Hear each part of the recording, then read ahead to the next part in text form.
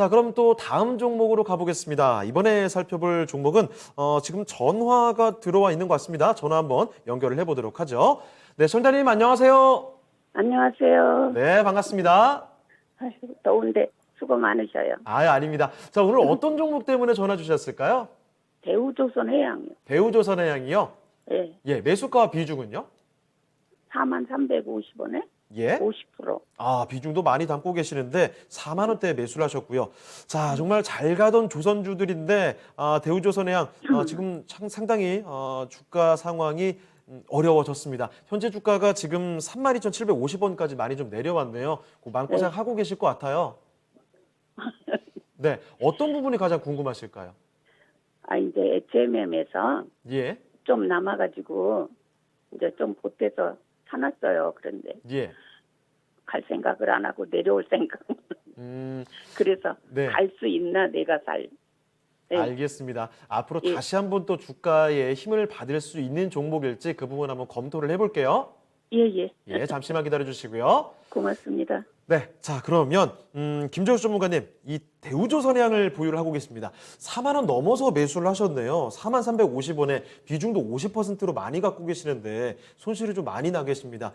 정말 수주 많이 받으면서 조선주들 올해 들어서 잘 갔었는데 최근 들어서 주가 상당히 약합니다. 어떻게 해봐야 되겠습니까? 비중이 50% 있기 때문에 전 좀 과도하다라고 좀 보고 있고요. 예, 우리가 이제 4만 원대에 들어갔다는 얘기는 5월 달에 좀 들어가셨던지 네. 아니면 6월 달에 좀 들어가셨다는 얘기가 되겠죠. 근데 요 시점을 계기로 해서 가치주와 성장주의 자금이 딱 정확하게 교체가 예, 됐습니다. 맞습니다. 이 부분이 좀 굉장히 좀 아쉬운데 우리가 대우조선 이 한 종목을 가지고서 조선주를 판단하는 것보다 네, 조선주가 대우조선해양에 속해져 있는 조선주 그리고 조선주와 흐름이 연동되고 있는 산업체의 성격과 같이 보게 되면 예. 시장에 있는 좀 자금들이 투자가들이 어떤 생각을 좀 있는데 확률을 좀 높일 수 있습니다. 네, 그래서 이 대우조선해양의 이 주식하고요. 그리고 제가 비교를 좀 해보도록 하겠습니다. 포스코 철강주, 네, 철강주 쪽하고 그 다음에 이제 은행주들 가운데서 신한지주.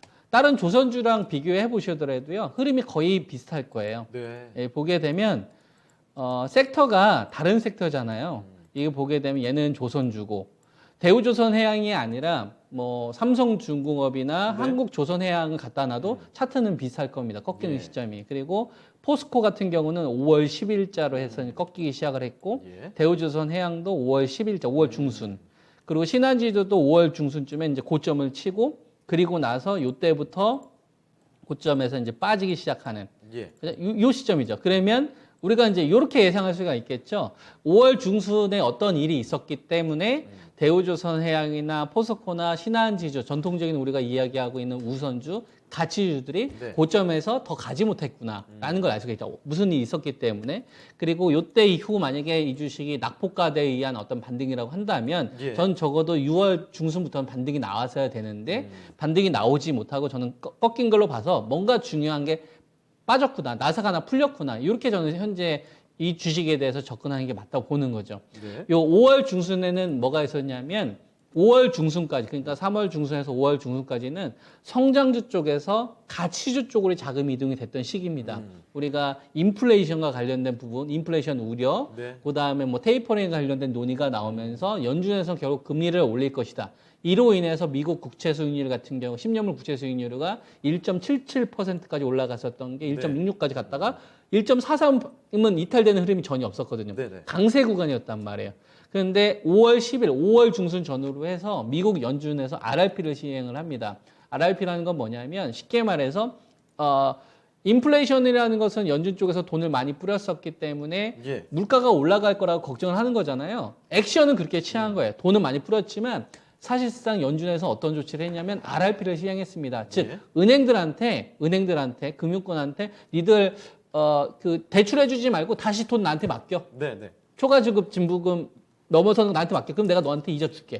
그럼 무위험 수익이잖아요. 예. 그래서 우리가 봤을 때는 겉으로는 돈을 뿌리는 걸로 봤지만 사실상은 연준은 이런 식으로 금리를 막는 조치를 저때 시행을 하기 시작을 했거든요. 그러니까 프로들 같은 경우는 이런 걸 바로 캐치를 하죠. 네. 아, 뉴스를 있는 그대로 받아들이면 안 되겠구나.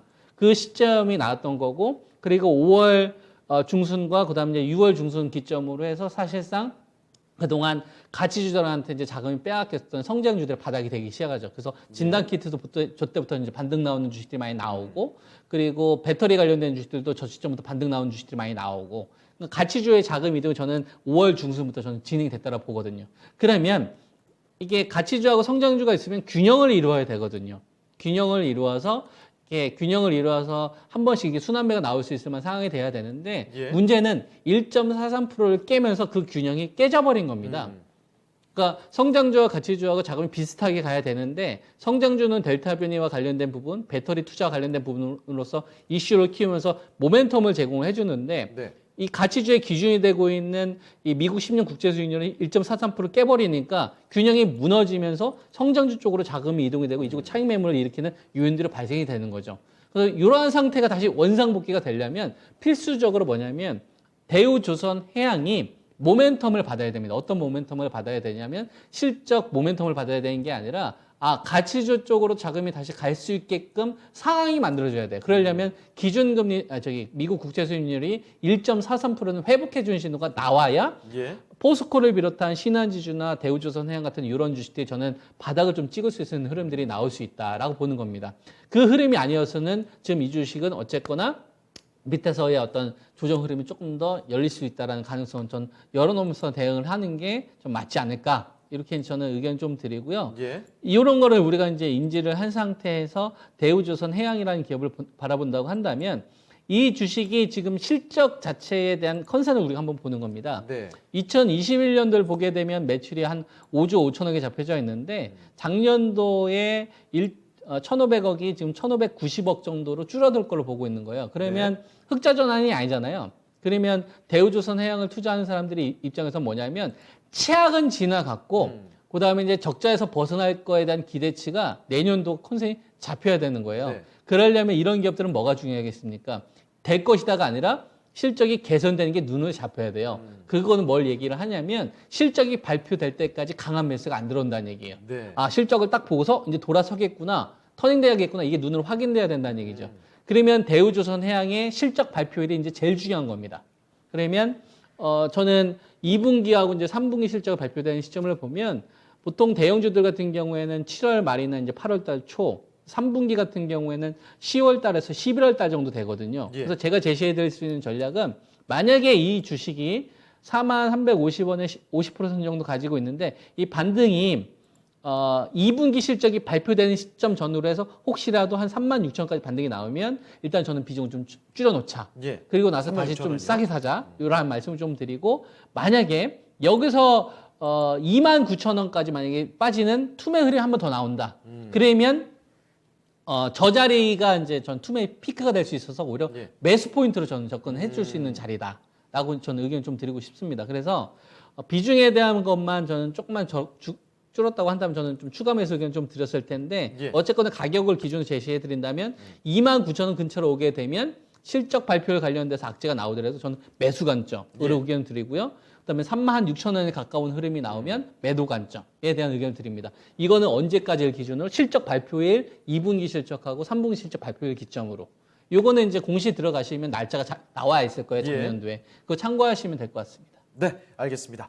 자, 시청자님 일단 실적 발표를 확인을 해보는 그 구간이 일단 필요할 것 같습니다. 그리고 가격을 말씀해 주셨는데 29,000원까지가 이제 바닥을 좀 다지지 않을까 싶어요. 그 정도에서는 조금 더 비중을 늘려가는 관점 아니면 매수를 해도 되는 가격 구간으로 말씀해 주셨고요. 그리고 위로 봤을 때는 36,000원 정도 부근에서는 좀 비중을 줄여가시는 게 좋을 것 같다는 말씀 전해 주셨습니다. 답변 충분히 되셨을까요? 있습니다. 네, 알겠습니다. 네, 수고하세요. 계속 보시다가 더 궁금한 점 있으시면 다음에 또 전화 주세요. 감사합니다. 네, 좋은 하루 보내시고요. 네. 자, 이렇게 종목 상담 받아봤습니다. 대우조선해양 살펴드렸습니다. 전화 종목 상담이었고요.